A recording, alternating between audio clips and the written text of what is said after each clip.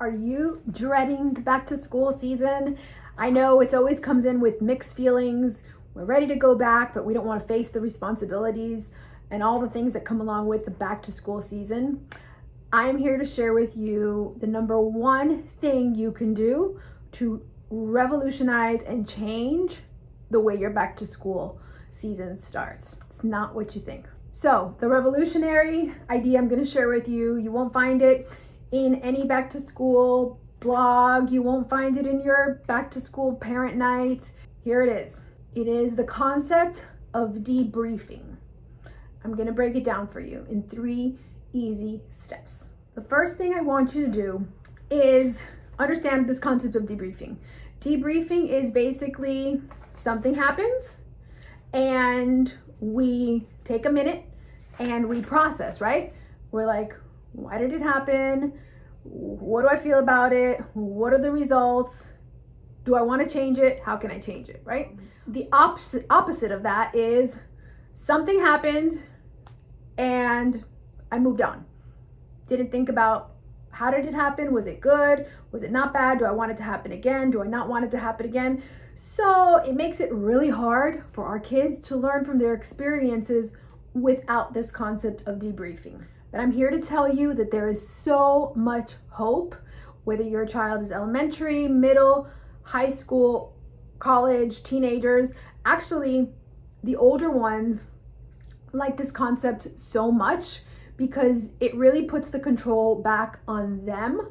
And when we're dealing with our adolescents, our job as the adults in the room are to really help them start figuring out and navigating how they can start solving their own problems and learning from their experiences. So I'm going to share with you now 3 areas where you can use debriefing to make sure your back to school is so much better. Even if last year's was great, using debriefing is going to make your back to school, your kids' back to school, even better. First place is with your child's grades. So this works twofold. Some of you have kiddos that did great.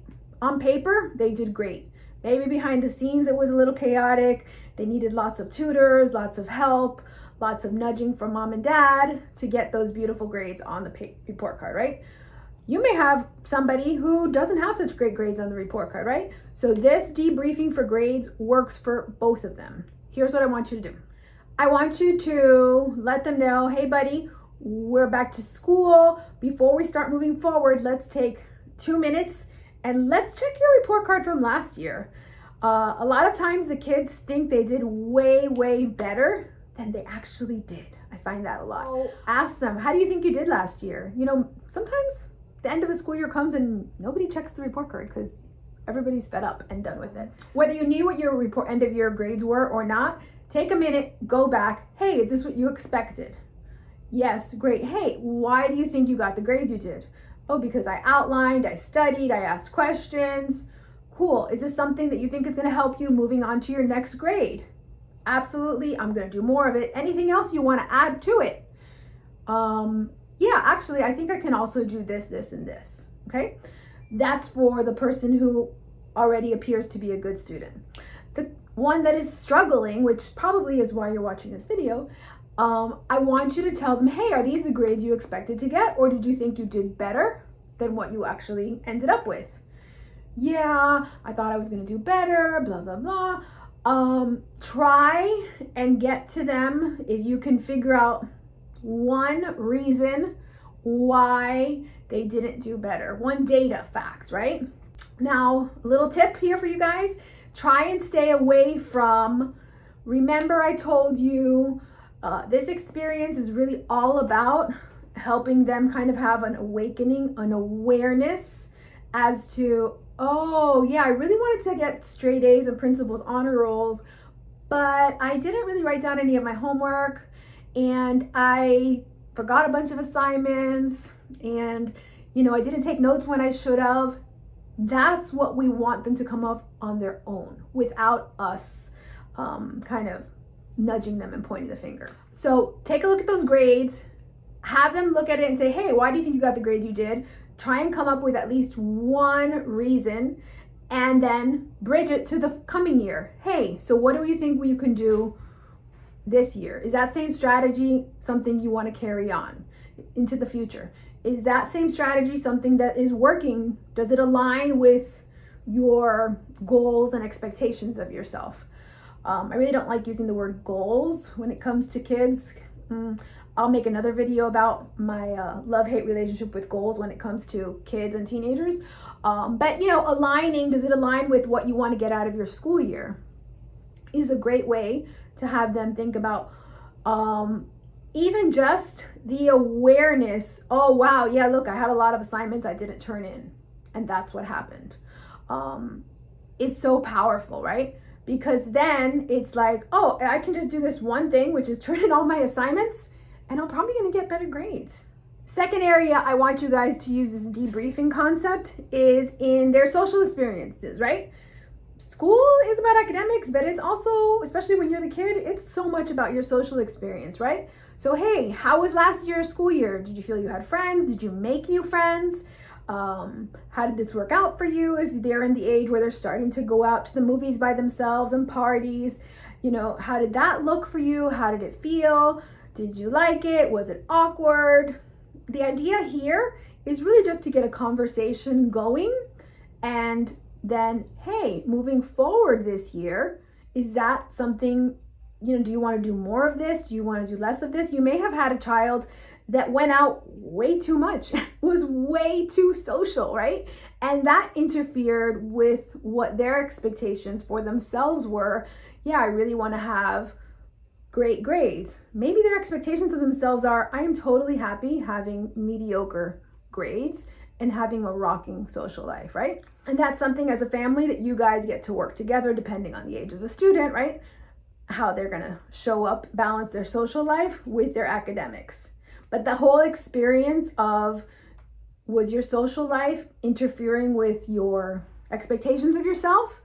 Or do you want more of a social life? And how can you bring that into the next year? Remember, we're talking about whole humans and whole people. And so many times we all get caught up in the academics, right? Because academics, we're always measuring, right?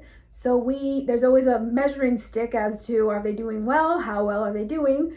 But we really need to look at our kids as a whole person, especially if they happen to be the kiddo that's struggling somewhere at school or in their social skills.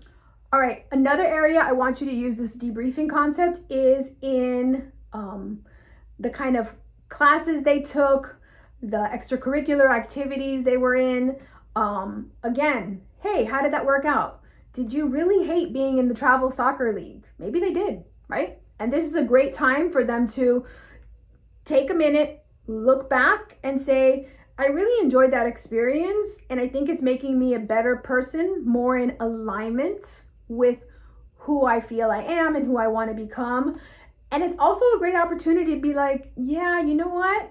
I know we put a lot of time and effort into this traveling competitive volleyball league, but it didn't really bring me joy. And I don't really know if I want to do that coming this school year. And you guys remember, this goes back to, it's not what's on the extracurricular for the college application. It's not about that. It's about, we are taking this time where we have to, guide the education of our kids as parents, to really make sure that our kids have the skill to show up in the world the way they're supposed to be. And saying, I didn't really like that experience, and I want to try something else this year. Think about it. It's so powerful for them. And it's such a powerful skill for our kids to use. So I really want you to do this debriefing process, and I want you to tell them, this is called debriefing, right? I love this concept. The kids love this concept, whether they're little, they're old, because again, it gives them that autonomy where they are feeling empowered to make decisions about themselves, and all along we're there to guide them come up with these solutions. I didn't even mention anything about executive functioning skills, but debriefing and executive functioning skills go hand in hand. So executive functioning skills will definitely impact the way your kids show up with academics. They're definitely going to impact how they show up socially And they're definitely going to impact what extracurriculars and what classes they decide to surround themselves in. So grab my executive functioning guide that is right below in this link and include this debriefing concept. Okay? I want you to let me know right below where and how you're going to use this debriefing concept. It's actually a great concept for us as parents as well. And be on the lookout for my next videos, which are here on this link. And I will be sharing a video on my love-hate relationship with goals, especially SMART goals, for students.